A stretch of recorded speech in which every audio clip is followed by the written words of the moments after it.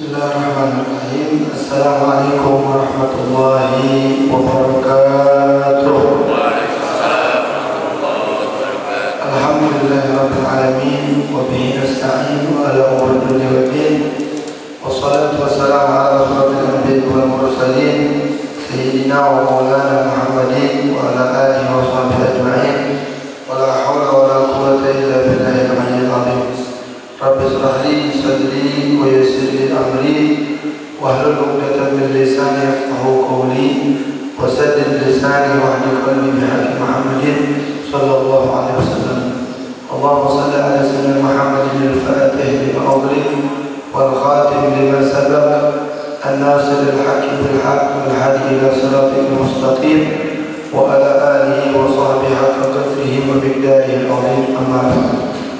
Hadirin jamaah Masjid Istiqamah yang dimuliakan Allah Subhanahu wa taala, wabil khusus para pengurus Masjid Istiqamah, kita doakan sama-sama mudah-mudahan semuanya dalam lindungan Allah Subhanahu wa taala, dalam karunia Allah Subhanahu wa taala, dan mudah-mudahan semuanya diberikan keistiqomahan oleh Allah Subhanahu wa taala. Amin ya rabbal alamin. Bismillahirrahmanirrahim. Qala sayyidul mu'allif rahimahullahu ta'ala wa adama nafna bihi wa bi ulumihi fi darini amin radhiyallahu ankum. Faslun fi adabil istiqazi minan naumi wa adabil lubsi. Asal yang akan menjelaskan tentang mengenai tata krama bangun dari tidur dan tata krama berpakaian. Fa idza istayqadha, maka kalau kalian apabila kalian bangun, ay arad dan istiqadha, hendak bangun dari tidur, minan naumi dari tidur, litahsilil fadilatil ujma, untuk mendapatkan atau meraih keutamaan yang besar. Fastahid, maka bersungguh-sungguhlah fi talabi an astaiqadha qabla tulu'il fajr. Maka bersungguh-sungguhlah supaya kita bisa bangun sebelum terbitnya, sebelum masuknya fajar. Maka kita diperintahkan oleh ulama Nabi Muhammad SAW untuk bisa bangun sebelum subuh. Karena keutamaan di antara orang yang mereka bisa bangun sebelum subuh, mereka akan diberikan jalan keluar oleh Allah Subhanahu wa taala di dalam kesulitan. Ketika mereka mempunyai kesulitan, maka hendak mereka bisa bangun sebelum subuh, maka Allah Subhanahu wa taala akan memberikan kelancaran di dalam kesulitan, akan memberikan jalan di dalam kesulitan mereka. Kemudian itu sholli awal waktu. Kemudian untuk sholat di awal waktu, karena sesungguhnya orang-orang yang sholat mereka di awal waktu, mereka mendapatkan karunia dari Allah, hidayah dari Allah yang sangat besar. Sampai jangankan sholat tahajud, sholat yang sering kita kerjakan 2 rakaat sholat sunnah subuh, ini sering kita dengar pahalanya sangat luar biasa. Seseorang yang diberikan kekayaan oleh Allah Subhanahu wa taala di hari ini adalah mereka yang bisa menunaikan sholat sunnah subuh 2 rakaat.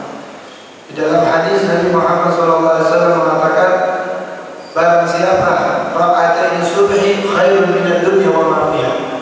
Orang yang sholat 2 rakaat sholat sunnah subuh, maka mereka diberikan oleh Allah Subhanahu wa taala kekayaan seisinya dunia. Khairun minad dunya, lebih baik daripada dunia dan isi-isinya. Maka ada yang bertanya kepada satu ulama, wahai ulama, siapa orang yang kaya?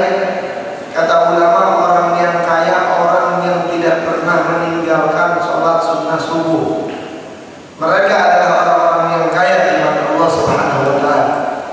Banyak sekarang orang yang mereka kekayaannya itu dengan harta yang berlimpah, dengan mobil yang mewah, dengan rumah yang mewah, akan tetapi mereka tidak pernah menyesal ketika mereka meninggalkan daripada sholat subuh 2 rakaat. Padahal orang yang kaya bisa mengerjakan sholat subuh 2 rakaat atau sholat sunnah subuh.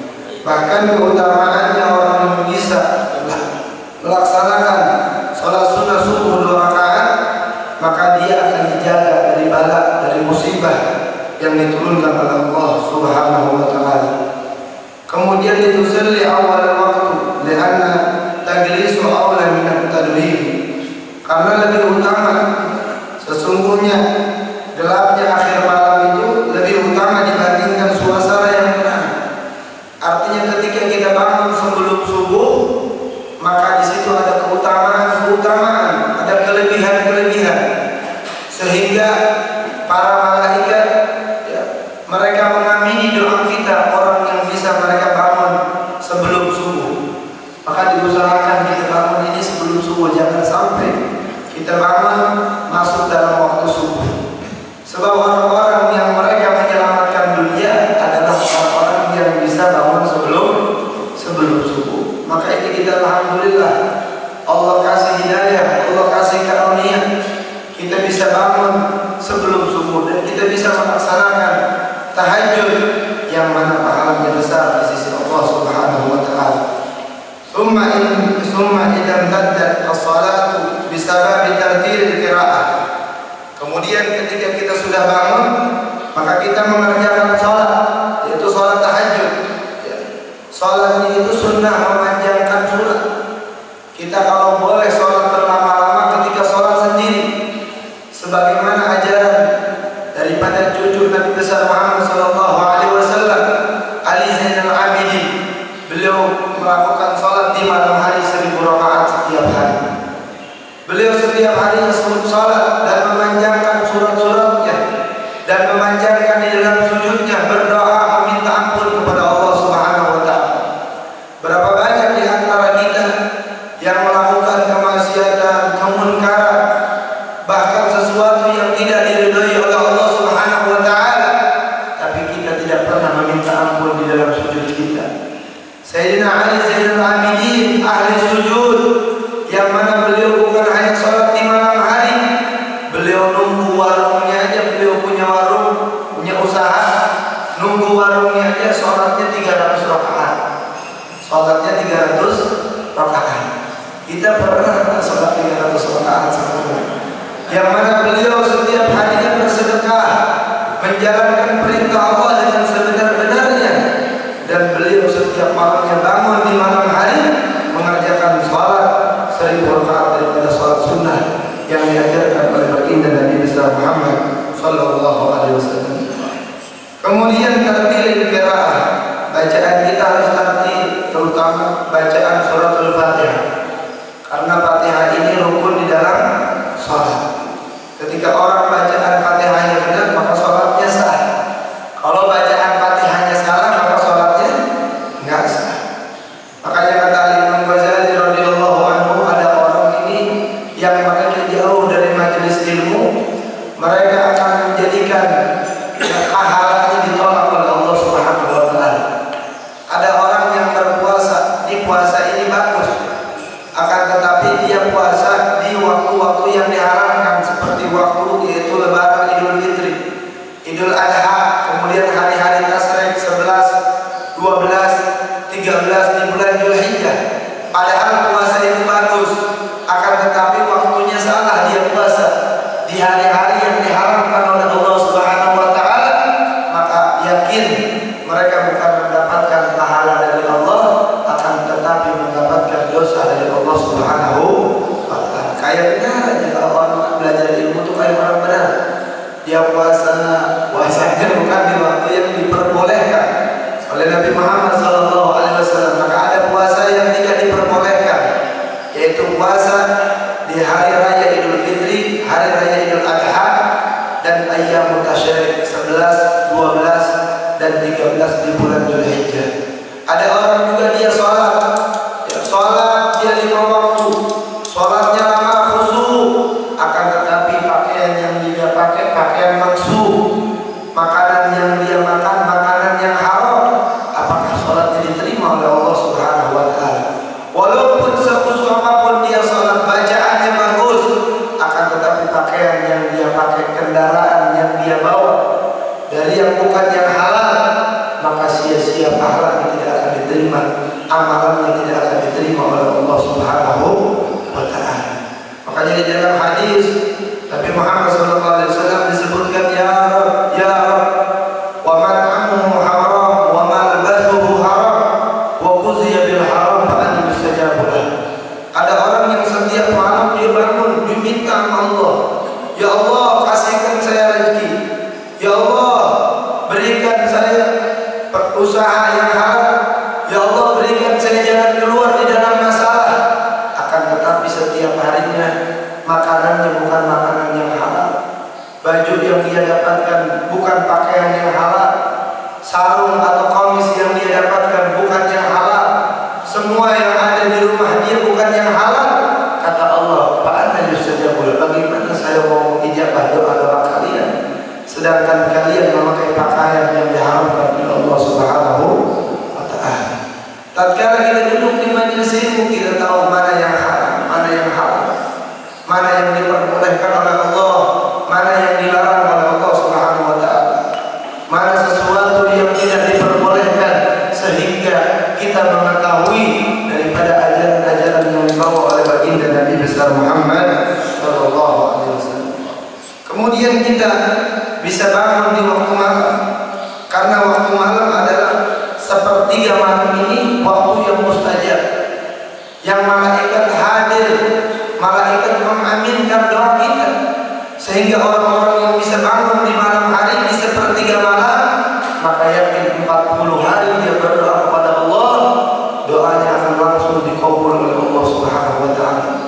Dia bisa istiqomah bangun sebelum subuh, dia meminta kepada Allah dengan hajat-hajat dia, dengan kebutuhan-kebutuhan dia kepada Allah, maka dalam waktu 40 hari Allah ijabah doa-doa kita.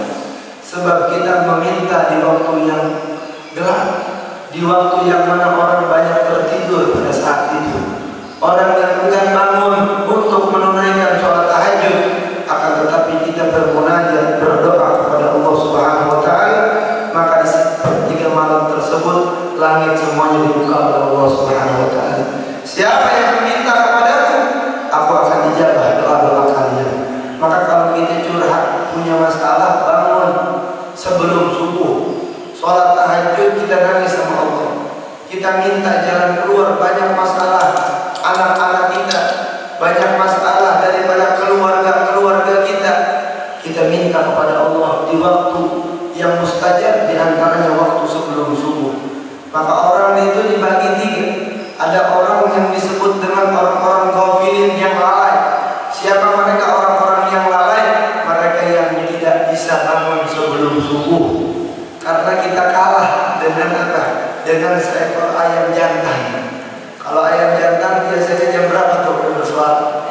Jam 2 ya. Bahkan jam 3 udah bersuara ya.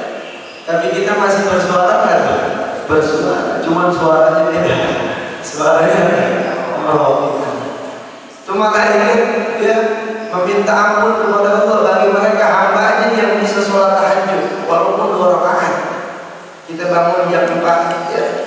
Udah bangun, kita wudu, kita baca doa, kemudian kita apa? Langsung meminta kepada Allah Subhanahu wa Ta'ala. Dengan apa? Dengan keinginan kita, hajat-hajat kita. Maka yakin orang yang istiqomah di dalam bangun malam, insya Allah semuanya doa-doanya dijabah oleh Allah Subhanahu wa Ta'ala. Amin ya rabbal alamin. Dan mudah-mudahan kita semua bisa diberikan keistiqomahan di dalam bangun malam. Amin ya rabbal alamin. Terus kemudian diteruskan dalam kitab ini, wal yakun awwala ma yajri ala qalbi wa lisanika dzikrullah ta'ala. Dan kita itu ketika apa? Ketika kita bangun dari tidur, kita berzikir kepada Allah. Jangan bangun tidur langsung lihat HP, ada WhatsApp apa enggak ya? Biasanya begitu soalnya. Kita juga pengalaman ya. Biasanya begitu bangun tidur lihatnya apa? HP. Sebelum tidur HP. Setelah sholat HP. Semuanya kehidupan kita HP. Hati daiman.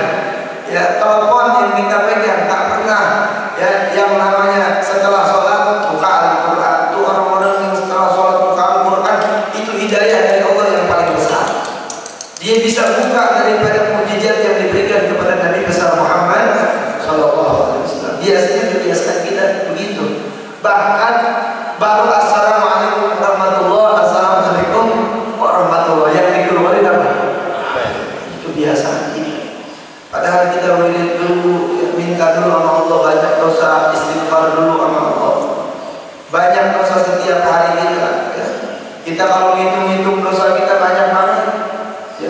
setiap hari kita nggak pernah luput dari dosa, maka dengan menghapus dosa tersebut kita beristighfar kepada Allah Subhanahu wa Ta'ala. Jadi ketika kita bangun dari tidur berzikir sama Allah, jangan sampai tidak zikir.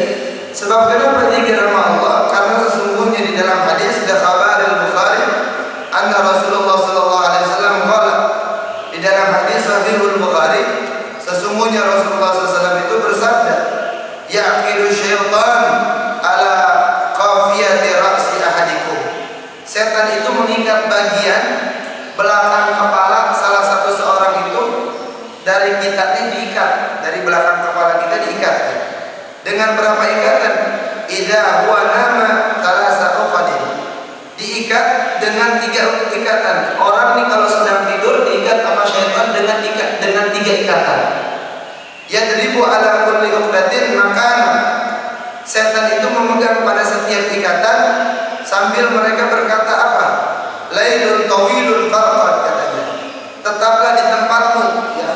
Makana ka'alik, tetaplah di tempatmu, di rajamu, kata setan. Didoain kalau kita tidur sama setan, didoain. Makanya kalau kita tidur usahakan dalam taharah. Jadi kalau kita mau bangun malam, pengen mudah bangun malam, itu usahakan sebelum tidur wudu dulu. Karena di antaranya orang yang wafatnya husnul khatimah, yang dibiasakan sebelum tidur itu dia berwudu. Ustaz, saya punya istrinya Pak. Walaupun nantinya kita tidur berdua sama istri, akan tetapi disunahkan sebelum kita ke tempat tidur kita dalam keadaan suci, berwudu dulu. Karena ada 3 ikatan di belakang ikatan setan. Itu setan bilang apa? Farqun, ya. Farqun lailun tawil. Tidurlah, ini malam masih panjang, padahal udah mau masuk subuh. Itu rumah setan, doanya itu masih panjang, udah tidur aja. Enggak usah lama, udah tidur. Fa iya saya kalau dzakirallahu taala, maka kalau orang bangun dari tidurnya dia mengingat Allah Subhanahu wa taala, in halat uqdatun, ya. Kalau dia ingat sama Allah Subhanahu wa taala, dia baca doa, apa doanya? Alhamdulillahilladzi ahyana ba'dama amatana wa ilaihi nusyur. Itu baca doanya. Jadi ketika kita bangun tidur jangan lihat HP atau jangan ingat sama yang lain, ingatnya sama zikir sama Allah. Doa yang sudah disebutkan barusan, alhamdulillahilladzi ahyana ba'dama amatana wa ilaihi nusyur.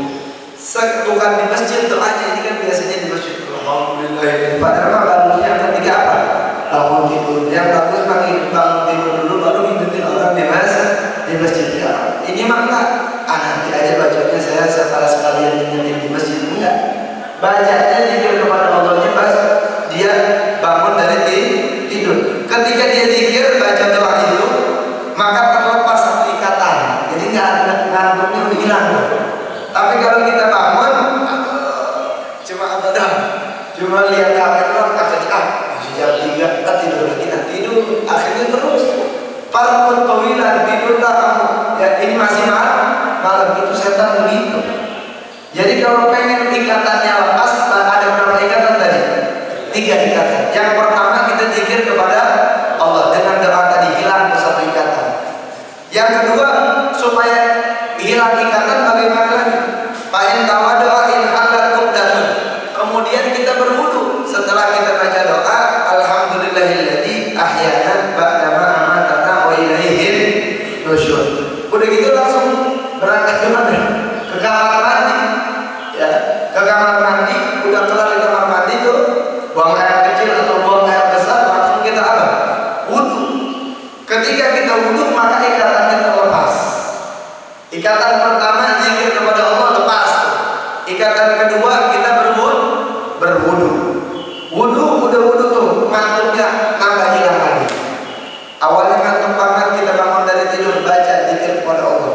Alhamdulillahilladzi ahyana ba'dama amatana wa ilaihi nusyur. Mulai tuh hilang satu ikatan. Ke kamar mandi kita wudu, hilang kedua ikatan. Ya, ikatannya saya buat. Fa in salla in halat uqdah kulluha fasbah nasyidan thayyiban nafsi. Kemudian setelah dia wudu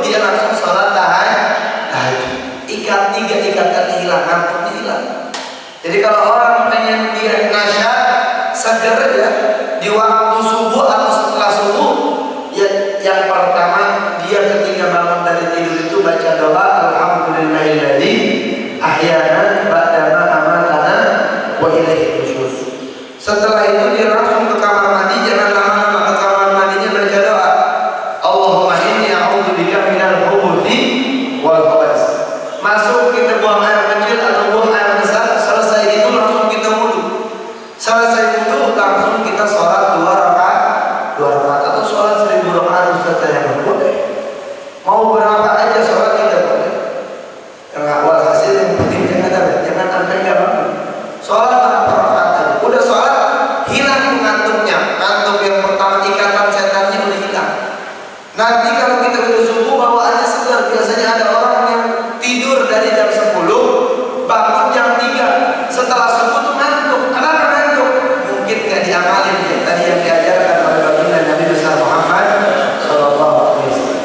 Kalau dia ngikutin Nabi Muhammad nggak ada yang ngantuk, segar aja bawaannya, ya segar. Padahal kita tidur itu 8 jam sehari cukup nggak? Cukup. Biasanya kalau orang lebih tidurnya dari 12 jam sehari, otaknya apa? Sengkleh. Otaknya susah. Puyeng. Kalau tidur itu 8 jam. 6 jam malam, apa namanya 8 jam malam boleh, kalau 7 jam malam 1 jam lagi siang. Kan kerja Ustaz, berarti tidurnya 8 jam. Jam 9 kita udah tidur supaya kita bisa bangun malam. Walaupun 6 jam, 5 jam kita malam tidur, tapi baca yang diajarkan oleh Nabi Muhammad, insya Allah ngantuknya hilang. Sebab ini ajaran dari baginda Nabi besar Muhammad Sallallahu Alaihi Wasallam. Kemudian wa illa asna habisan nafsi, ya. Dan jika dia tidur, bangun dari tidur dia baca doa, kemudian wudu, kemudian dia sholat 2 rakaat, maka dia akan bersemangat di pagi harinya, segar di pagi harinya. Ada orang tuh kalau subuh, baca sholat subuh dia masih wudu, berarti dia orang nggak baca doa. Mungkin dia wudu, dia sholat, tapi ikatan satunya nggak habis, nggak hilang ikatan satunya sebab dia nggak baca doa. Kalau misalnya ya kita tuh dibiasain kalau bangun tidur hafal surat apa itu Al-Imran, surat apa inna fi khalqis samawati wal ardi wa ikhtilafil laili wan nahari la ayatin li ulil albab alladzina yazkuruna Allaha qiyaman wa qu'udan wa 'ala junubihim wa yatafakkaruna fi khalqis samawati wal ard rabbana ma khalaqta hadza batila subhanaka faqina adzabannar. Itu dibaca tuh surat ayat berapa tuh? Surat apa? 109 satu ayat surat apa? Surat Ali Imran. Itu dibaca surat Ali Imran ayat 191 sampai akhir. Dari ayat 191 sampai akhir itu dibaca supaya apa? Supaya kita diberikan perlindungan oleh Allah Subhanahu wa Ta'ala. Baca itu, jangan sampai kita nggak dibaca. Sebab kenapa? Sebab ini ajaran daripada baginda Nabi besar Muhammad Sallallahu Alaihi Wasallam. Itu dibaca kalau bisa dihafal sampai lihat ke atap. Jadi pas bangun tuh alhamdulillahilladzi ahyana ba'dama amatana wa ilaihi nusyur. Langsung baca a'udzubillahi minasyaitonir rajim. Bismillahirrahmanirrahim. Inna fi khalqis samawati wal ardi wa ikhtilafil laili wan nahari la ayatin li ulil albab alladzina yadhkuruna Allaha qiyaman wa qu'udan wa 'ala junubihim wa yatafakkaruna fi khalqis samawati wal ardi rabbana ma khalaqta hadza batila sampai akhir ayat. Itu dibaca, maka kita diberikan nasyat, ya, diberikan semangat di dalam aktivitas di waktu pagi sampai waktu sore. Ayat 190 ya. Ayat 190 sampai akhir. Sampai ayat berapa sampai akhir? Ayat 190 sampai ayat 193. 94 salah lagi ya.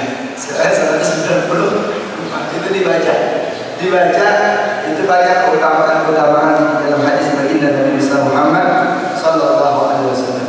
Kemudian qaul awwalu khairu yaqul muqaddamun wa zikrullahi mushamu akhir. Faqul inda dzalik istiqadi minan naum. Ketika kita hendak bangun daripada tidur,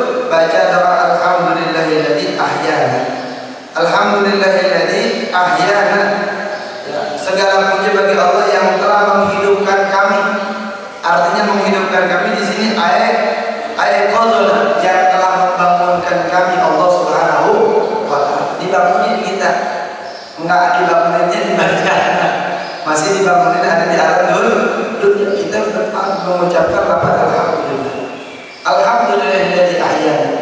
Ya Allah, segala puji bagi Allah yang telah yang menghidupkan kami atau membangunkan kami, apalagi di waktu tahajud. Ba'dama amatana ayat anaman, setelah daripada apa? Kematian. Ya. Membangunkan daripada kematian kita. Awalnya kita mati, tidur itu setengah daripada kematian. Lupa kita apa. Tapi kita alhamdulillah masih dibangunkan oleh Allah Subhanahu wa ta'ala, apalagi di waktu yang mulia, waktu tahajud. Makanya bangun tahajud, bangun berusaha.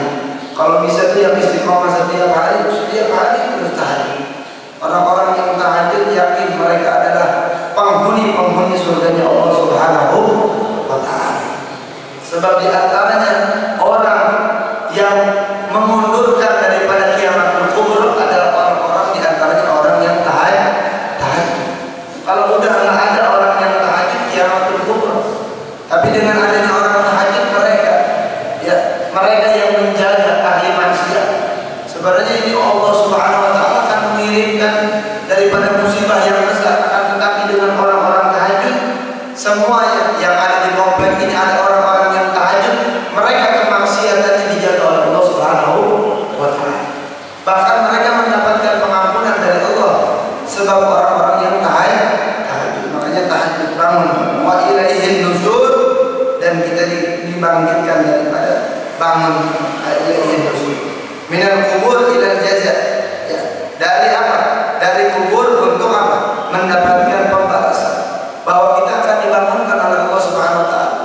Ya, dibangunkan daripada tidur kita, dan kita akan kembali kepada Allah ke dalam kubur kita. Sehingga kita minta kepada Allah, ya Allah, jadikan kuburan kami ini taman di atas taman surganya Allah Subhanahu wa ta'ala. Makanya disebutin kata Nabi Muhammad, ad-dunya darul amal wal akhiratu darul jazaa. Dunia itu adalah tempatnya kita capek, tempatnya kita mengumpulkan amal, sedangkan akhirat itu tempat pembalasan. Ketika kita duduk di al-istiqamah dari mulai subuh sampai terbitnya matahari atau sampai waktu syuruk, maka Allah Subhanahu wa ta'ala akan menuliskan nama-nama kita. Bahkan kita setiap hari Sabtu dan hari Minggu duduk di Masjid Al-Istiqamah dari mulai subuh sampai waktu syuruk, maka kita dituliskan pahala oleh Allah Subhanahu wa ta'ala. Haji dan umrah tambah. Haji dan umrah sempurna.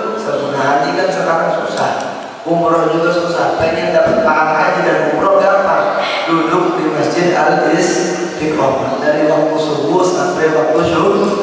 Jangan duduk pulang sampai waktu syuruk. Jam berapa waktu syuruk? Jam 6 lewat 6 menit. Jadi jangan sampai pulang nih, jam 6 lewat 6 menit, supaya kita dapat apa? Pahala haji dan umrah. Pahalanya besar. Walaupun kita tidak nyampe ke tanah suci, tetapi kita mendapatkan pahalanya. Sebab kita duduk ya di masjid, di rumah Allah, yang mana duduk kita dari mulai subuh sampai ya syuruk. Ini adalah hadis dari baginda Nabi besar Muhammad sallallahu alaihi wasallam. Terus kemudian setelah itu ada bacaan yang lain. Rawah hajat tahmidul Bukhari, disebutkan di dalam kitab Bukhari, ditambahkan doanya. Wa ilaihin nusur, kemudian bacanya asbahna wa asbahal mulku wal azamatu wal sultan lillahi wal izzatu wal qudrati lillahi rabbil alamin. Jadi ditambahkan dengan doa-doa yang lain. Asbahna wa asbahal mulku lillah, asbahna wa asbahal mulku lillah, ditambahkan doa seperti itu. Wal azamatu was sultanu lillahi wal izzatu wal qudratu lillahi rabbil alamin. Itu dibaca, dipanjangkan doanya. Asbahna ya Allah, aidakhalna bisabah mamlukina lillah. Ya Allah, ya kami masuk di pagi hari ini sebagai hamba-hamba yang dimiliki oleh Allah, hamba-hamba yang dimiliki oleh Allah Subhanahu wa ta'ala. Al-mulku lillah wal azamatu, yang mana Allah Subhanahu wa ta'ala yang memiliki kerajaan, Allah yang menguasai alam semesta. Was sultanu lillah, dan Allah Subhanahu wa ta'ala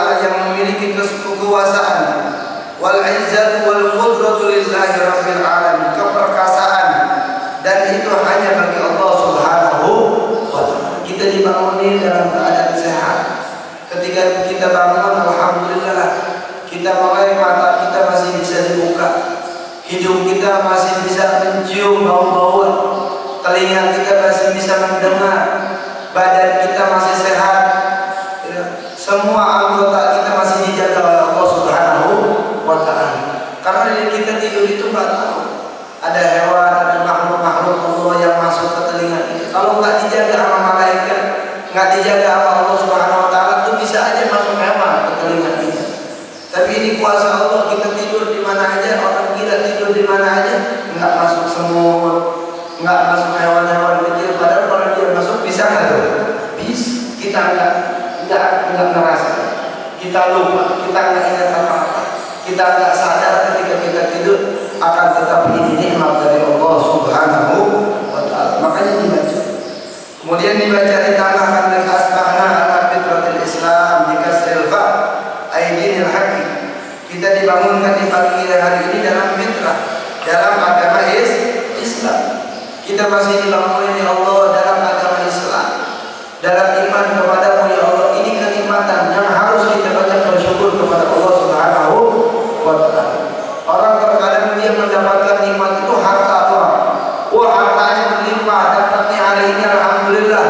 Kita usaha dapat bonus banyak, ini rezeki dari Allah. Bersyukur sama Allah.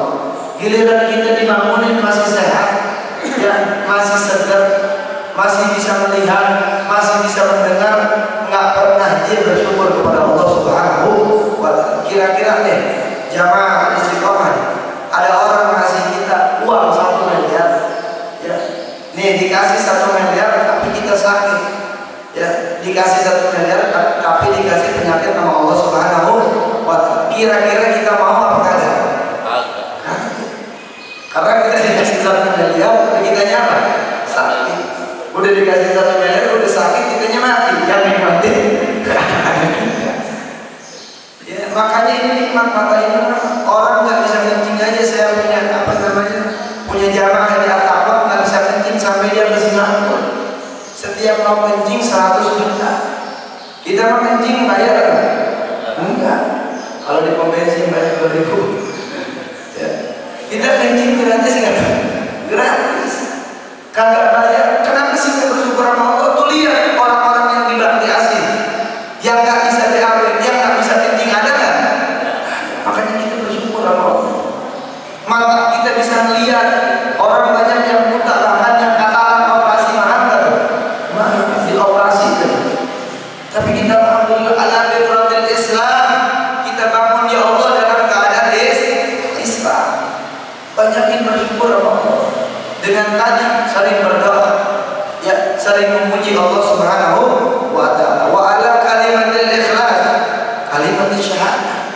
Dan kita bisa mengucapkan kalimat syahadah ketika kita sholat, ya, asyhadu an la ilaha illallah wa asyhadu anna Muhammadan Rasulullah. Itu bisa kita bisa ucapin nama yang mulia, nama Nabi Muhammad sallallahu alaihi wasallam dengan ikhlas. Wa ala dini nabiyina Muhammad sallallahu alaihi wasallam. Dan kita masih juga diberikan apa? Din agama yang dibawa oleh baginda Nabi besar Muhammad sallallahu alaihi wasallam. Al-iman, iman itu at-tasdiqu bima jaa bihi Nabi Muhammad sallallahu alaihi wasallam. Orang yang beriman kepada Allah itu yang membenarkan dengan sesuatu yang dibawa oleh baginda Nabi besar Muhammad sallallahu alaihi wasallam. Itu orang yang beriman. Kalau dia mengaku beriman tapi dia tidak mengikuti sesuatu yang datang dari Nabi Muhammad, maka ini bukan disebut orang yang beriman kepada Allah. Maka kalau kita benar-benar pengen iman kita sempurna, pengen iman kita bertambah di sisi Allah, naik derajat kita di sisi Allah, maka kita harus mengikuti sesuatu yang diajarkan oleh baginda Nabi besar Muhammad sallallahu alaihi wasallam.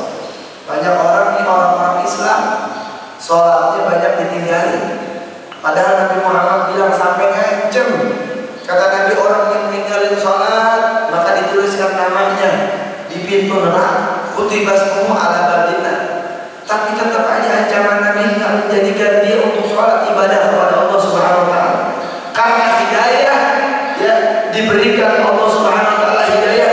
Mungkin orang tersebut belum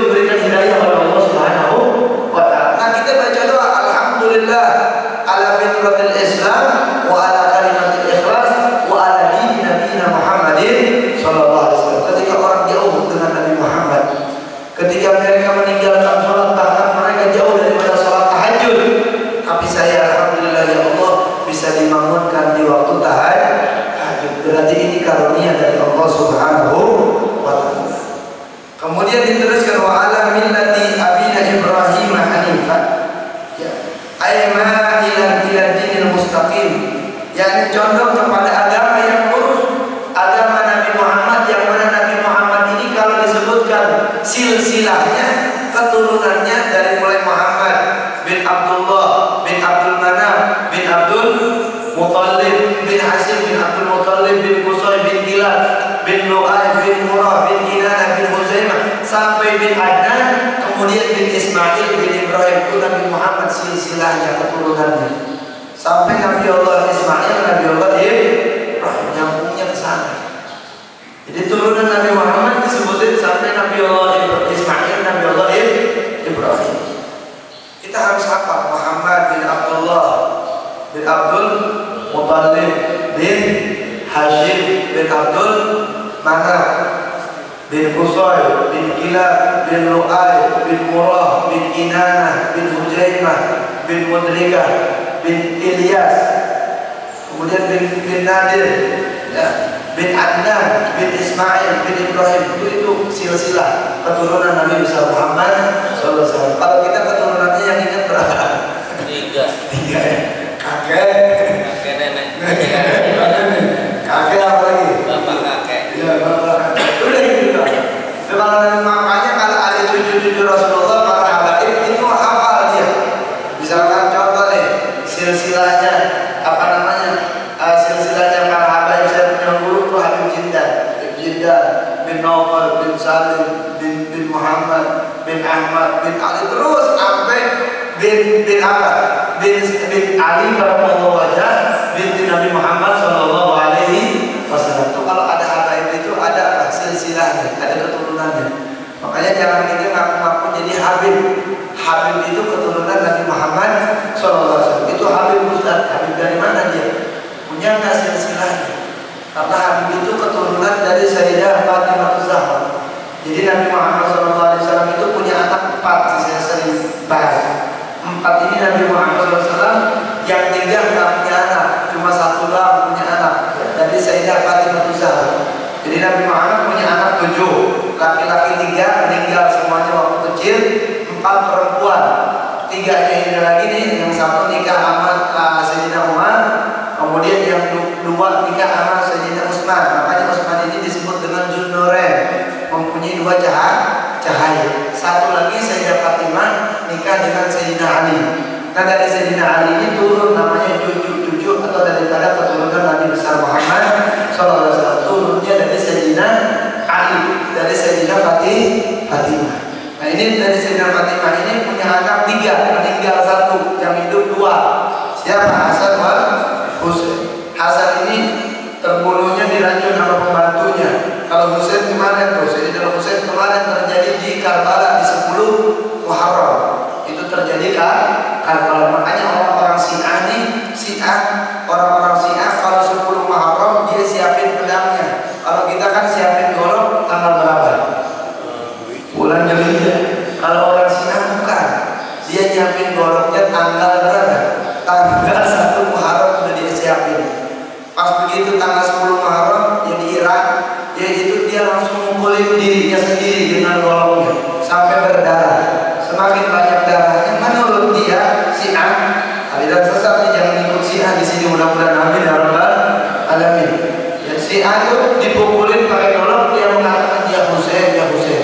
Semakin banyak darah yang keluar, kata mereka, semakin banyak diampuni dosa-dosa kita oleh Allah Subhanahu wa ta'ala. Karena dia merasakan yang dirasakan oleh Sayyidina Husain radhiyallahu anhu. Ini padahal kata, justru kejadian tersebut kita tidak diperintahkan untuk menyakiti diri kita. Akan tetapi kita melakukannya dengan apa? Dengan membaca Yasin, dengan berzikir kepada Allah. Mereka sampai anak bayi aja diapain sama orang tuanya, ya, dipukulin pakai golok. Itu apa? Berdarah anak bayi. Semakin banyak darahnya, semakin banyak diampuni dosanya oleh Allah Subhanahu wa ta'ala. Ini bukan aliran yang benar. Syiah ini bukan aliran yang benar. Ini aliran-aliran yang sesat, yang tidak diajarkan oleh baginda Nabi besar Muhammad sallallahu alaihi wasallam. Enggak perlu yang namanya yang sesuatu yang terjadi. Sayyidina Husain itu meninggal di Karbala. Bahkan di mutilasi sebab apa namanya? Menegakkan amar ma'ruf nahi munkar. Orang kalau menegakkan amar ma'ruf nahi munkar itu harus siap zahiran wa batinan. Harus siap zahir, harus siap batin. Dibunuh seperti Sayyidina Husain radhiyallahu anhu. Makanya nggak aneh pejuang-pejuang kita coba yang melawan PKI, banyak nggak yang disiletin ini ya, bibit diculik sebelum subuh, ya, mereka dibunuh, bahkan dimutilasi, dibakar, hidup-hidup. Ini orang yang berjuang di jalan Allah pasti begitu. Tapi mereka ketika mereka dibakar, mereka dibunuh, mereka dimutilasi di dunia, mereka akan bergembira di surga Allah Subhanahu wa Ta'ala. Maka orang-orang yang berjihad di jalan Allah, mereka tidak takut yang namanya kematian. Jihad nggak jihad nih kalau ada perang misalkan di Indonesia. Makanya di antaranya minal kabair al-firaru minaz-zahfi. Di antaranya dosa besar itu orang yang kabur dari perang. Indonesia masalah umpamanya. Indonesia perang sama Cina, umpamanya ini kan perang apa? Sama Cina umpamanya nanti kan. Kita perang sama Cina, kita kabur dari perang, tak mau, dosa besar. Karena perang itu jihad. Orang kalau perang jihad bisa tidak, udah siap mati kalau Islam itu siap mati kalau udah jihad. Kalau sekarang jihad belum jihad sekarang. Sekarang jihadnya bisa duduk dari subuh sampai waktu syuruk di Masjid Al-Istiqomah, ini udah jihad. Ya, udah jihad. Udah dapat apa nih dari sini duduk di masjid, pulang tinggal matinya syahid. Tapi kalau bapak dari tempat-tempat yang haram, bapak pulang ke rumah bukan syahid, sangit matinya. Bukan syahid, sangit matinya. Kalau kita dari majelis ilmu matinya syahid. Karena syahid itu ada 3. Ada syahid dunia, ada syahid akhirat yang Allah mati, ada syahid dunia wal akhirat. Pertama ada syahid dunia. Syahid dunia itu orang yang mereka berjuang di jalan Allah, perang di jalan Allah, dia perang kayak Palestina lawan apa? Israel, perang itu jihad. Jihad dia, cuman jihadnya kata dia bukan buat apa? Buat membunuh orang-orang kafir, bukan. Tapi dia jihadnya pengen nyulik tuh gadis-gadis yang cakapan begini. Pengen tawanan tuh, pengen dapat amal, pengen dapat budak. Ya, nyarinya perempuan yang cantik dia perang. Mati dia nggak dapat perempuan yang cantik, keburu dia, keburu ketembak matalah. Nah ini namanya syahid dunia. Jadi dia nggak boleh dikain-kapan nggak boleh disolatin langsung aja dikubur. Itu syahid dunia. Niatnya beda, bukan dunia akhirat, niatnya karena perempuannya cantik buatan putih. Nah kemudian yang kedua ada syahid akhirat. Syahid akhirat seperti kita nih yang duduk di majelis ilmu. Pulang ke rumah ini syahid akhirat. Bapaknya lagi duduk, lagi sholat, ini wah corona nih. Gitu kan sekarang. Kita lagi duduk nih, kita meninggal lagi ngaji begini. Ini namanya syahid akhirat. Artinya kalau syahid akhirat, di akhirat tidak bakal ditanya lagi sama malaikat. Kata malaikat tanya, nggak kata Allah jangan ditanya. Wahai malaikat, ini orang udah syahid akhirat. Sebab dia matinya dalam lagi keadaan menuntut ilmu. Itu syahid akhirat. Syahid akhirat lagi di masjid namanya syahid akhirat. Tetap dia wajib dimandiin, wajib dikain-kapanin, wajib disolatin, namanya syahid akhirat itu wajib dikain-kapanin, disolatin, dimandiin, syahid akhirat. Ada juga syahid dunia wal akhirat. Siapa? Mereka yang berjihad karena Allah Subhanahu wa Ta'ala. Apa namanya? Dia berjihad karena kalimat la ilaha illallah. Dia jihad karena Allah. Dia mati, dia mendapatkan syahid dunia dan akhirat. Enggak disolati, enggak dimandiin, langsung dikuburin. Kemudian juga di akhirat dia mendapatkan pengampunan dari Allah Subhanahu wa Ta'ala. Seperti itu. Kemudian kita makanya baca wa ilaihin nusur. Allahumma bika asbahna wa bika amsayna wa bika nahya wa bika namut wa ilaika nusur. Allahumma inna nas'aluka an tab'atsana fi hadzal yaum. Ya Allah, Engkau telah memberikan kepada kami, ya kami meminta bangunkan kami di hari ini dalam kebaikan. Ila kulli khairin wa na'udzubika an tajdariha. Ya Allah, dan jauhkan kami dari segala keburukan. Minta Allah. Minta dari sebangun kita ini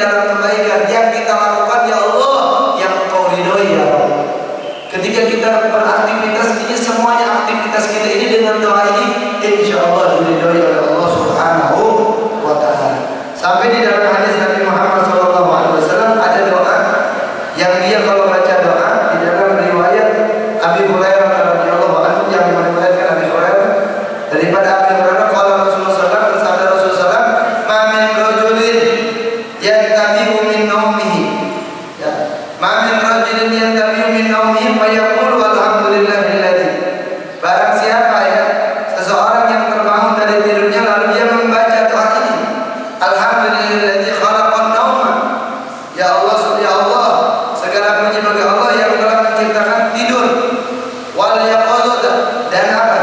Dan membangun dan bangun. Alhamdulillahilladzi ba'asani saliman.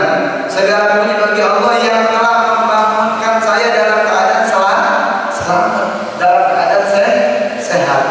Saliman, dalam keadaan sehat. Sawiyan asyhadu anna Allah yuhyil mauta wa huwa ala kulli syai'in qadir. Barang siapa yang dia tidur kemudian dia menambahkan doa ini, illa qala Allah taala shadaqa abdi, maka Allah Subhanahu wa taala mengatakan benarlah wahai hamba, maka dia mendapatkan keridhaan dari Allah Subhanahu. Maka baca doa.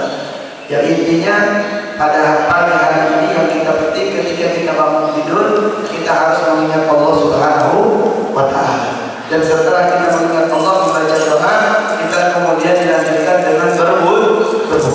Setelah berwudu kita langsung sholat menghadap kepada Allah Subhanahu wa taala. Maka tiga ibadah tersebut akan dihilangkan oleh Allah Subhanahu wa taala. Kemudian yang terakhir bagaimana ya tata krama untuk berpakaian. Faedah hadis tasiyaka qadbihi aw lubsi imtithal amrillah ta'ala. Kalau kita pengen dapat pahala kan ketika kita mulai dari udah wudu kita pakai pakaian, pakai sarung kita, pakai koko kita niat. Yang niat apa? Fanwi imtithal amrillah ta'ala. Saya niat ya untuk apa?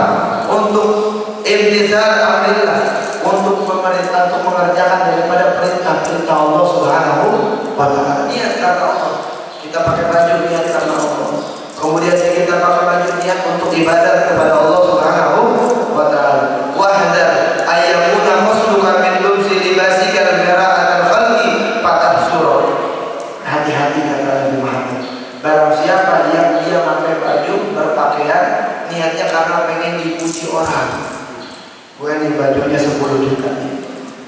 Dikaca-kaca lagi baru aja 5 menit udah ngaca lagi, pengen dipuji sama orang. Hati-hati. Orang yang seperti ini adalah orang-orang yang celaka di hadapan Allah Subhanahu wa taala. Pakaian yang mahal nggak apa-apa.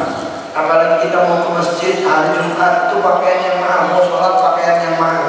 Terkadang kita terbalik, kalau mau ke masjid pakai sarung yang udah 3 tahun ada ganti-ganti. Kadang-kadang ke mall baru pakaiannya yang mahal. Harusnya kita ke masjid menghadap Allah pakaian yang mahal, komisnya yang mahal, sarungnya yang mahal, yang mengagumkan daripada syiar Allah Subhanahu wa taala, pakaian yang mahal. Ada orang tuh saya tuh suka agak kesel kalau lihat orang sebenarnya kalau sholat dia hari Jumat apalagi cuma pakai kaos doang, kaos pendek. Pakai kaos pendek udah gitu adanya di sapawal. Harusnya tuh di sapawal tuh bagian pakaian-pakaian yang bagus. Yang kesini mah udah begitu dia rumputnya kemudian bajunya ketarik udahnya, sholatnya kagak sah. Di belakangnya ada bacaan, mari kita tawuran. Ini udah aneh, ya kan? Ini seperti jangan sampai kita sholat itu makmum kalau di belakangnya ada bacaan atas atau PHS juga bacaannya pasti di depan. Tapi kita pengennya di belakang PHS. Itu artinya apa doang. Yang alhasil kalau kita pengen dapat sunnah Nabi Muhammad pakainya pakaian gamis itu sunnah. Orang kan kalau pakai gamis lu Arab lu bukan Arab itu sunnah.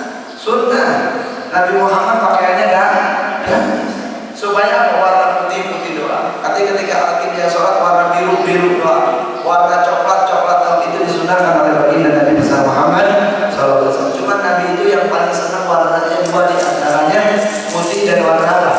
Hijau. Nabi Muhammad putih dan hijau. Ya coklat yang penting ada. Coklatnya warna-warni. Ini di antaranya dan ini sunnah yang diajarkan oleh baginda Nabi besar Muhammad SAW. Dan kemudian ketika kita memakai baju kita niatnya syiar Allah. Niatnya kita untuk apa? Untuk melakukan ibadah kepada Allah Subhanahu wa taala. Maka niat kita memakai baju mendapatkan pahala dari Allah Subhanahu